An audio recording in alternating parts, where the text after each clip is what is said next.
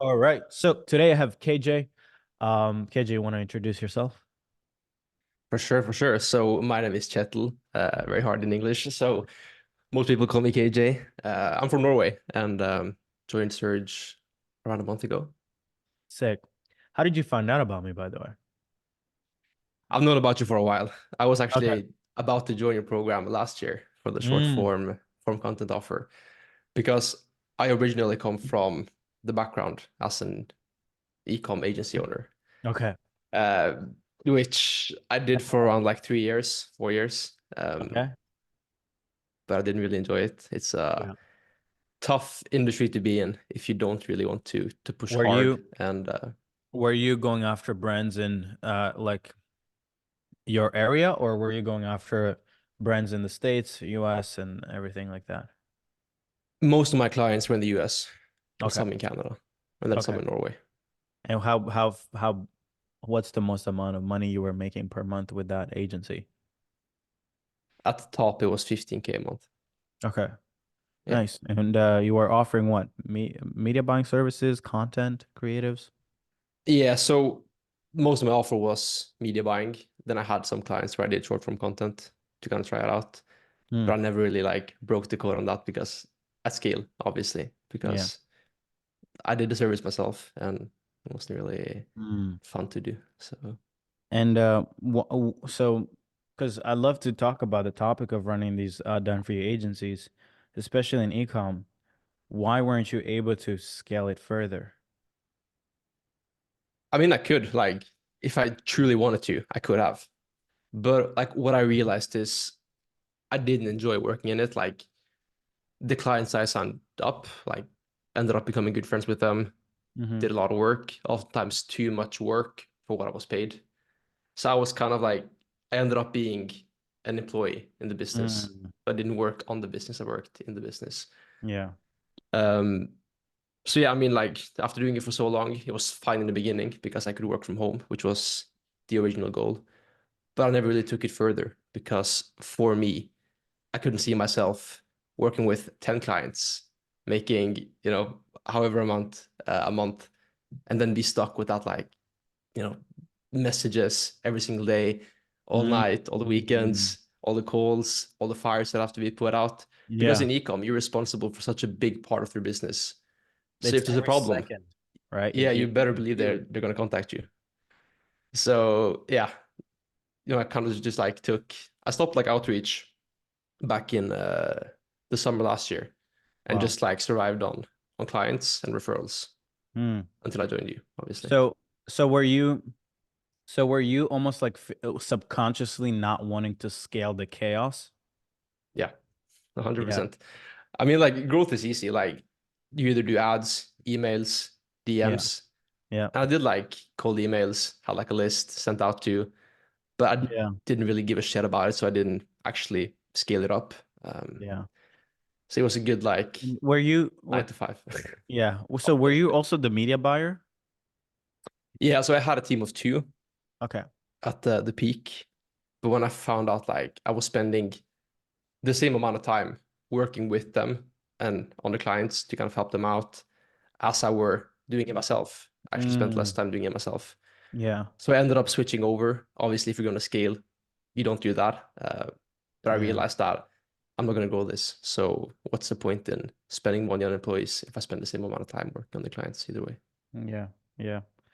I think okay, so maybe if you would have if you would have seen build and release back then and turned what the growth service you were offering into an infrastructure, would you have stayed in the same niche?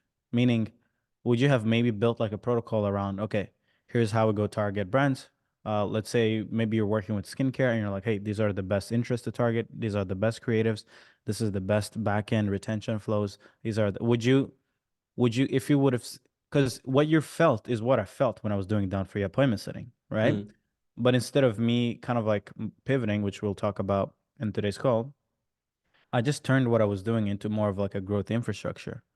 Have you ever thought of maybe going that path and just selling it for like 7 grand, 9 grand, 10 grand plus to 100%. brands? I thought about it. But like at that time, I was kind of like stuck in the like evil circle of just like the Yeah. hate towards the industry.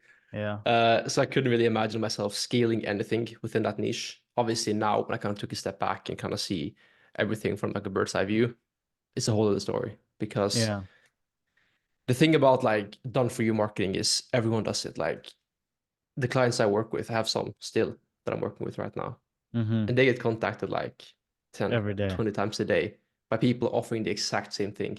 Fuck. So being able to stand out with that, like in that industry, you have to be super passionate. And I wasn't. So Yeah. Yeah. I agree. I agree. I don't think it's about necessarily opportunities. It's which one resonates the most with you, right? exactly. Okay, nice. Love it, man. Love it. Mhm. Okay, that's sick. It's exciting. Um, and then you became a client like 3, 4 weeks ago. You joined the incubator when we launched the AI thing. What made you join if you were from ecom?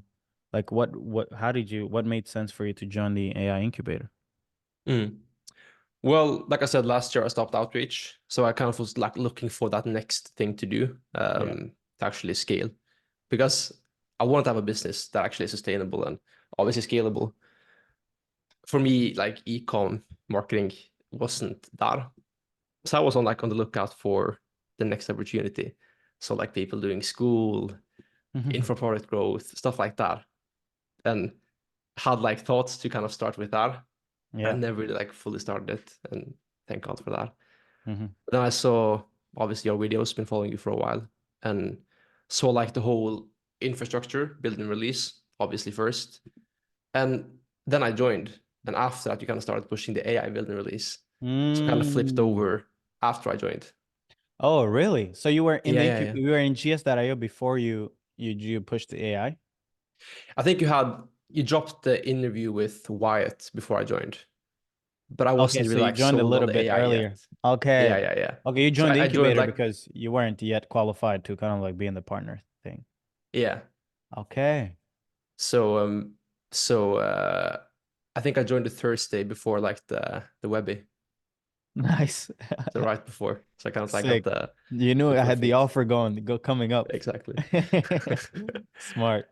Smart. Okay, so you joined the incubator, checked out kind of like build and release and everything like that. Um, and then we talked about the AI thing.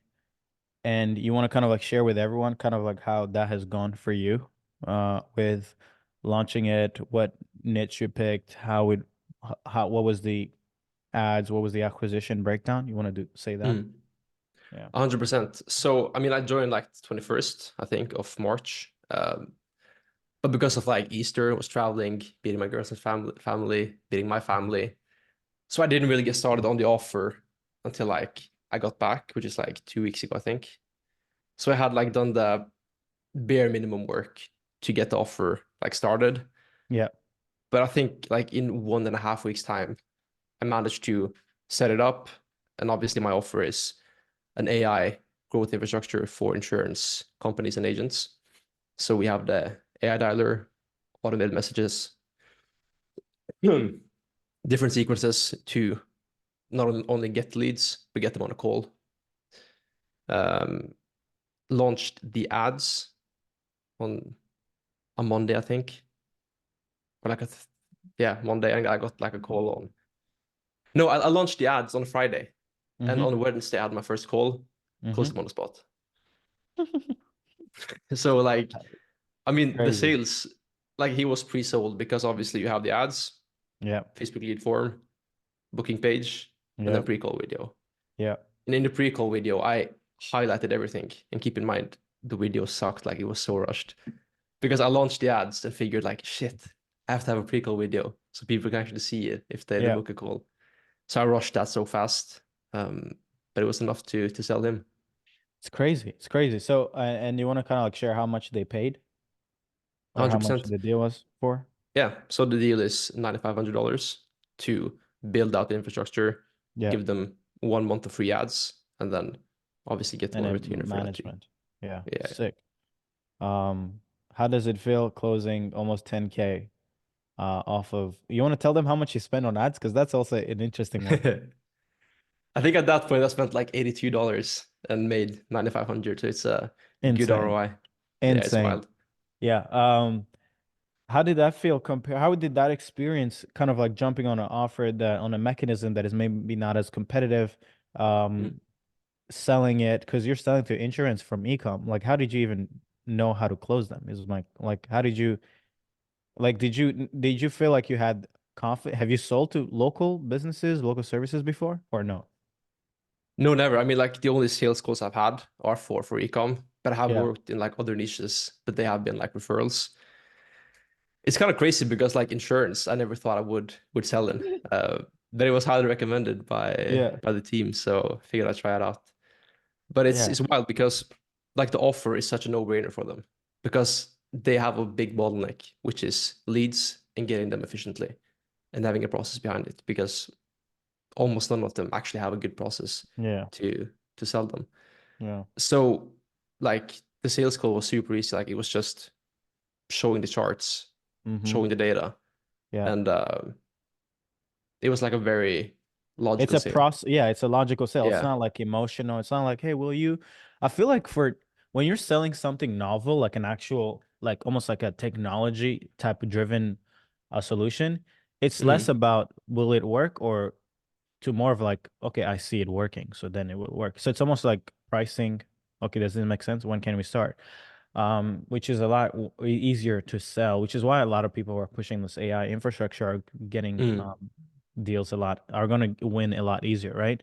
But my question is, how did the insurance person make sense of spending almost 10 grand? Like, what was his, how much did the money does he make per month? Or was it an agency? Was it an agent? What was it? The crazy thing about it is he wasn't really qualified. So when I talked to him, I was like, like, it might not make sense. But he wanted the infrastructure so bad that he like Oh, stretched as far as he could to make it happen. So he was like he had like FOMO to actually get in, which was interesting. yeah, like that shocked me because obviously I'm used to pitching ecom.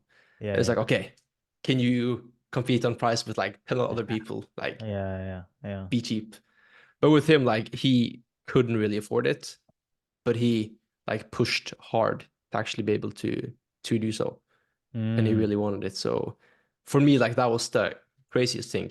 And it's just like I think that comes down to the process because he told me that he was on a call with like an AI agency the day before. okay. And his experience from that was like, okay, but I can do it myself. Like, it doesn't seem advanced at all.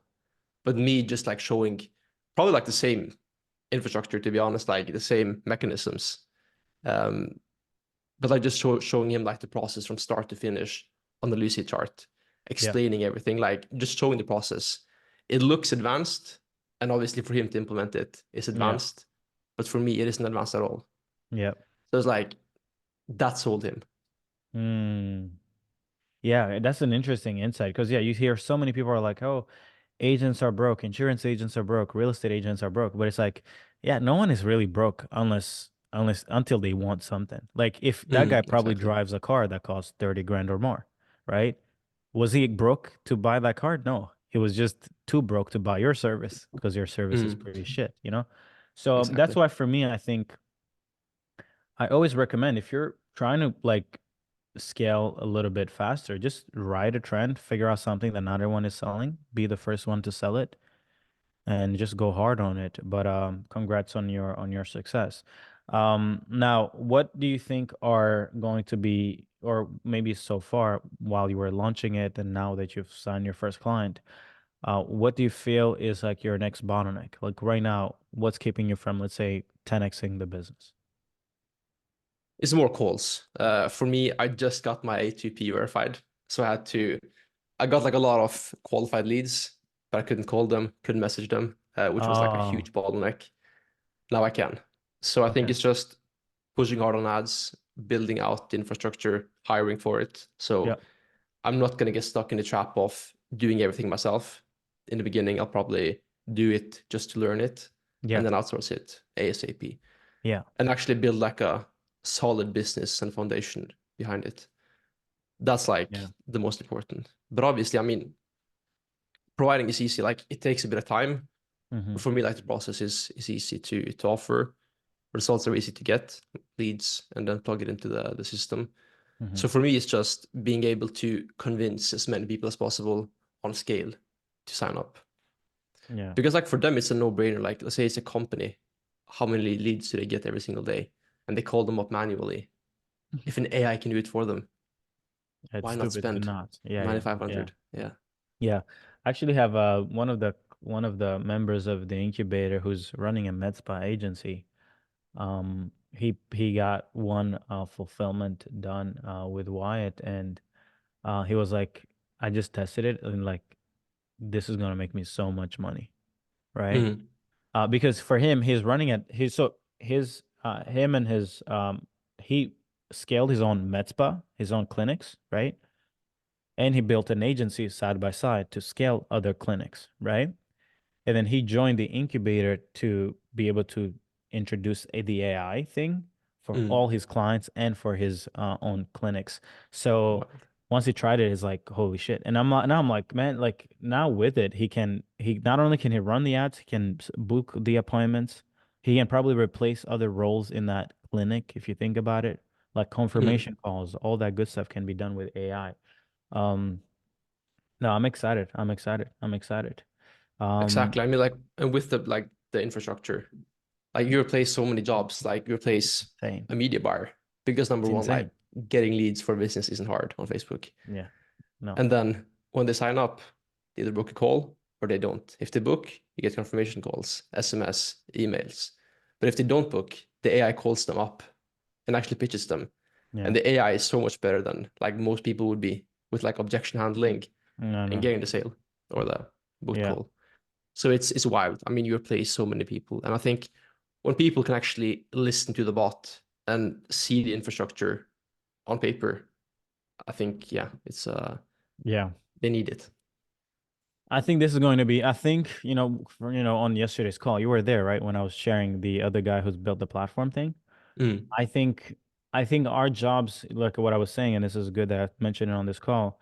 I do think that our job as agency owners becomes not agencies that like do done for you services, but that implement AI agents that do this service on behalf of the business, right? Like mm, we almost like go up a tier in leverage and stop doing the manual work. Instead, we integrate our expertise data into an AI agent, and then we just build and release that into companies, whether that be lead gen. Especially, you just said something like media buying and lead gen on Meta isn't hard.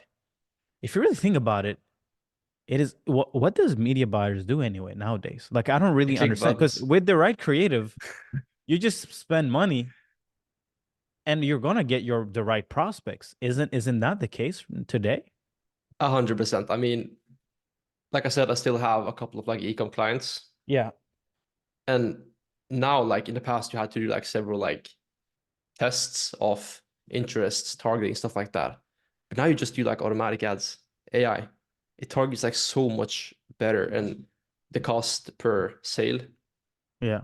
it drops significantly if you use the automated AI they have. It's insane. So it's like they're just here to click buttons, like and charge 3K for it.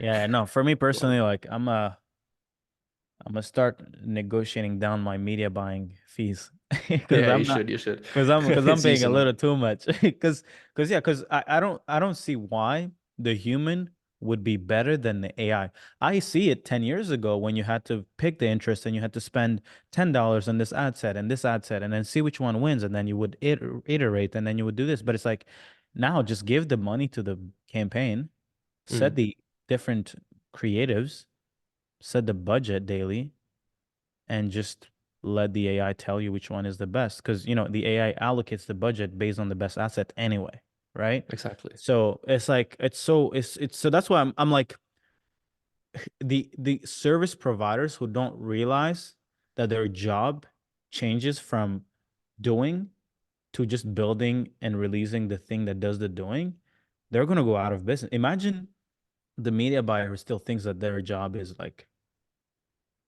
is doing the thing better than the AI. Like that person is Mm, probably crazy, exactly. right? I mean, at the end of the day, like doing ads is just data, and who can translate and implement the data better than Facebook? No one, not a Exactly. single So human at no. least. Mm. It's And I think crazy. like for my ads to target insurance agents and Yeah. companies. Like right now, it's all like manual targeting because I Hmm. have no data. But I think like in a week's time, 2 weeks' time, I think like broad automatic ads are going Well, to perform so much better than yeah. my targeting. Yeah. I mean, I would even say, I mean, let me pull up my own ads. I think right now, I'll show you. I'll just share. I'll show you kind of like right now. If we look at Advantage plus broad,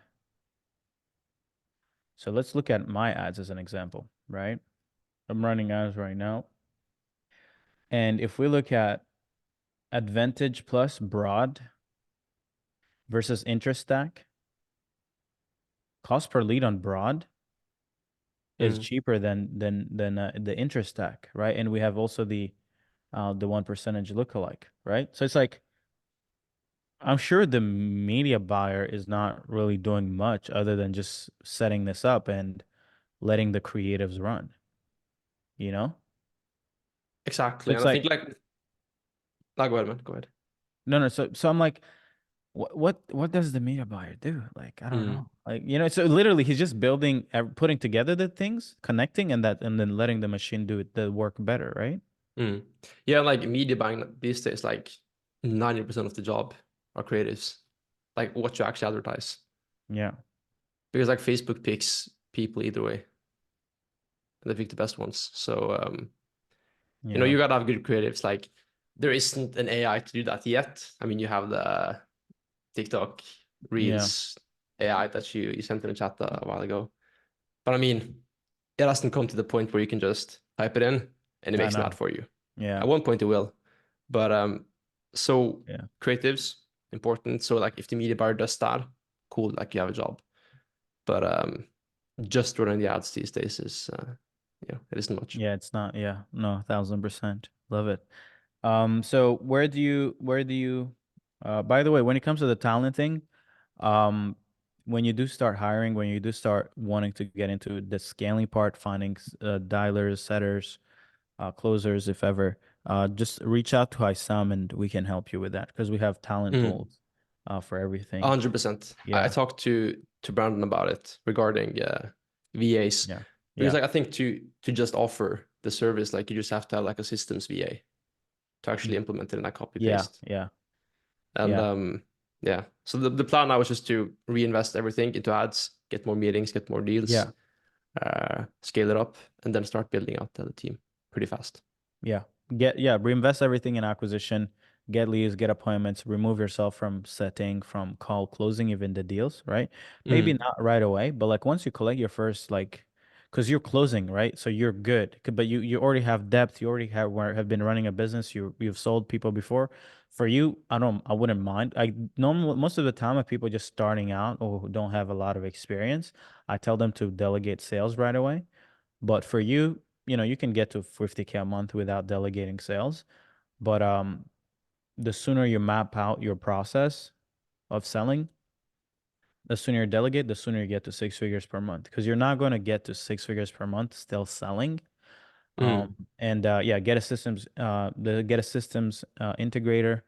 We actually have talent for because we fulfill the talent that integrates on Wyatt for the integrator. So like we're the ones who back him up on talent, so he mm, can fulfill at scale. So we can probably also send that to you. And but yeah, man, but double down, man. Like 10x. $100%. Get more urgency because people are gonna get into this niche. People are gonna start pushing the same thing. People are gonna copy.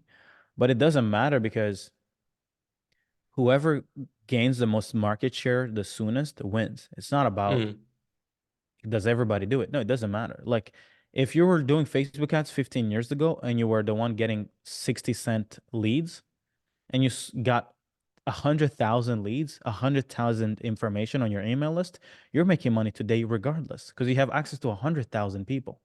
So now today, our job is let's leverage this wave, go acquire stupid cheap clients. You paid $85 on ads, you made $9,000, 500. That's the thing we need to maintain. It's going to go to yeah. 85, then it's going to go to $85, then it's going to go to $200, then it's going to go to 850, right? Eventually, it's going to be thousands of dollars to acquire that same client. What we want to do is to be the ones who get in the game early, where CAC is still stupid cheap. Then we get all the market share. Then we start other businesses on top of the customer base we built with this first offer, right? 100%. But yeah, I'm excited, man. And I love when people get in, execute, close deals, make money, and validate the thing we just put out. So yeah, man. Thank you for killing it and executing. For sure, bro. Yeah, I mean, the goal was to validate the offer and get like a client the first month. And Yeah. if you like remove the time it took from me traveling, visiting family, took like a week and a half to actually set it up Crazy. and get the client. So it's like it's wild. You know, it's scalable. Yeah. It's wild. Yeah. No, that's why I'm like, man, whatever you need, please let us know. Let us build your team. Let us do whatever we can because you can scale this. Like if you're selling 5 of these a week, that's a shit ton of money It's per cash. week. All right. That's 200 grand 100%. a month. So, and a lot of people are like, okay, how do you make 200 grand a month? Well, it is actually pretty simple. Yeah, I mean, like the math behind it is The super math simple. is super simple. Like it's not, you do that, what you did 5 times a week, you're on a run rate to build a $2 million, 2.4 million dollars a year. Like that's literally Mm, how easy it is. It's if it costs you $100 to get that client, spend $1,000 a week on ads. exactly. That's it. Like Yeah, I literally, mean, it's that simple. yeah. All right. I mean, like the math is simple, and you know, the goal is to right now book as many people as possible on a call and really like validate the offer because having like the data point or like the data set I have right now Yeah. is fine, but I haven't spoken to enough people to actually like truly Yeah, validate it. I know. Yeah. So I mean like that's the next step is just to talk to as many people as possible. Sell them or don't sell them, but actually get that knowledge and then take that and run with it Yeah. Yeah. and improve the offer, messaging, and then scale. 1,000%. I agree. I agree. Love it, man. I don't know. Did you have any questions for me before we kind of like wrap this up? I don't think so, man. Like, you know, it's pretty clear like what to do. Just gotta spend more, get more meetings, talk to more people, Yeah. get good results, and then grow. I Love it, mean, man. like, I would be interested in like learning more about what to do after like signing up a client to actually Yeah. make their value higher. But we Yeah. could take that on a call when we get there. Yeah, yeah. 1,000%. Yeah, go get a few more clients and Mm, then we can come in and actually help you build out the next infrastructure, right? yeah, for But sure. the really the next bottleneck is just going to be people for your business because it's almost like how do you remove yourself from every single layer Mm, of this process, right? You're going to need to remove yourself, preferably even from lead gen, from appointment setting, from sales, then no, from I would say appointment setting first, then client fulfillment, then closing, right? And then you just 10x the team and then you just make 10 times, 100 times more, right? for sure. I mean, Um like right now the ads are easy, and I use the same infrastructure I sell for myself. So when someone books in, like they go through the same process of like booking in as they would with the client. Not the mhm. calls, but the automations. Yeah. So that's fairly automated. Like I still have to reply to messages if they actually ask me something. But Mhm. the calls will be outsourced as soon as I have enough. I mean, I don't want to get like a Yeah, yeah. closer and just give them 1 or 2 calls a week. That Yeah, doesn't yeah, make no. sense. No, no. So 100%. so yeah, Love it, man. just gotta Awesome. build brick by brick. Brick by brick. They show up every day. Cool, Exactly. man. Awesome. So yeah, I'm excited to see what you do next with this. And yeah, hopefully we'll get to work together on another on a more one-on-one basis. And then let's actually make 250,000 per month with this. For sure, but I actually think I'm gonna be joining GCP this month You think so? because in the yeah because I when I talked because I was confused like when I joined because I spoke to the Yeah. guy and he pitched me into GCP but he wanted to have me like 1 month in GS before I joined Mhm. to set up the Yeah. offer. So I think like the Yeah, I mean, Yeah, I mean, Chris, for you, it's like you're a little bit more advanced. I mean, right now we're if people jump in, we're not selling them GCP or the accelerator. We're selling them into the incubator because Yeah. first validate it. Because imagine this. If you had nothing, no experience, no nothing, and then we sold you into GCP, Mm, like you would actually be a cost to us. You would be a cost to us, and exactly. we would actually you would blame us for your lack of success because you paid, you know? Mm, But it's like with no experience and no depth, no, even if I give you this variables of success, you're not going to do anything with it because you're not yet you need time to understand everything. Take your time in the 100%. incubator. But like, yeah, for you right now, like based on how fast you implement it, fuck yeah, join GCP. Let's fucking, let's get involved in your talent acquisition and everything. Because Yeah. that's why I was like a little bit more curious. Is like, okay, well, let's just build your team out. Let's do that on Mm, your behalf. But yeah, no, for for sure. Yeah. sure. Yeah. Because yeah, I was kind of like surprised because I remember you said like in the webinar that you had to be at a certain point. But when I joined the call, it was like, yeah, I mean, just join GCP, but have 1 month in incubator first. I was like, okay, Yeah, I'll do it. yeah. Let's go. Cool, man. Well, when you join GCP, I'll be waiting for you, and then I'd be happy to look at your data and everything that you're building in the business, and let the team come in and build out everything with you. 100%, bro. Let's Awesome, scale. man. Thank you, man. Thank you so much for making time. And then everyone who's watching, what are you guys doing? Get to work. Bye bye. Take care, guys. Ciao.